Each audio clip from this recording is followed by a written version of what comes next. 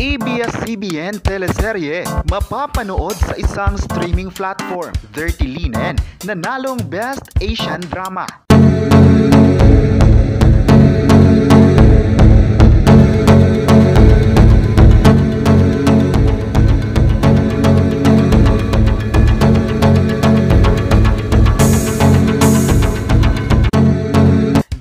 Sa matataas na viewership ng sikat na teleserye ng ABS-CBN na Dirty Linen, mapapanood na ito sa isang sikat na streaming platform na Prime Video.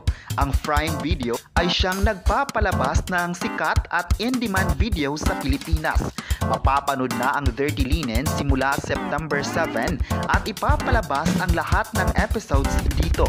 Maalalang kakatapos lang ng finale ng Dirty Linen at nagkaroon ito ng matataas na TV ratings. Kinapitan din ito sa digital at umarangkada ang concurrent viewers sa Kapamilya Online Live. Marami din ang nasiyahan sa pagtatapos dahil ayon pa ng mga viewers, iba ang flavor ng finale ng Dirty Linen dahil hindi yung typical na finale lang.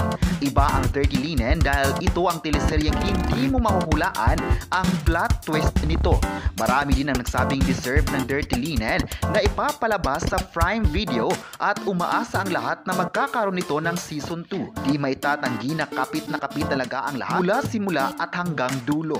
Laman ngayon sa social media platforms ang mga clips ng Dirty Linen. Samantala, kinilala naman ang Dirty Linen bilang Best Asian Drama sa taong ito. Ang kategoryang ito ay tungkol sa palabas na may magandang content. Hindi biro ang magiging Best Asian Drama awardee, lalo pat isang international award ito.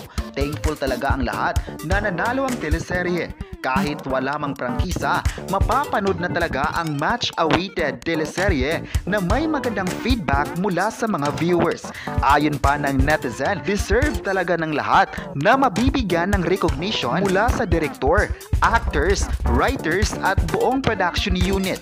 Ayon pa ng netizens, magaling talaga ang ABS-CBN sa pagbubuo ng contents sa buong mundo.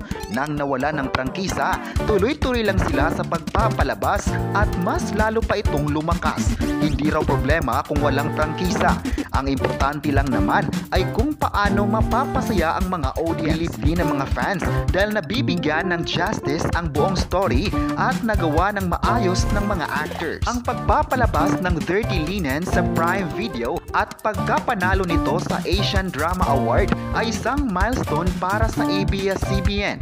Natuwa talaga ang lahat sa balitang ito.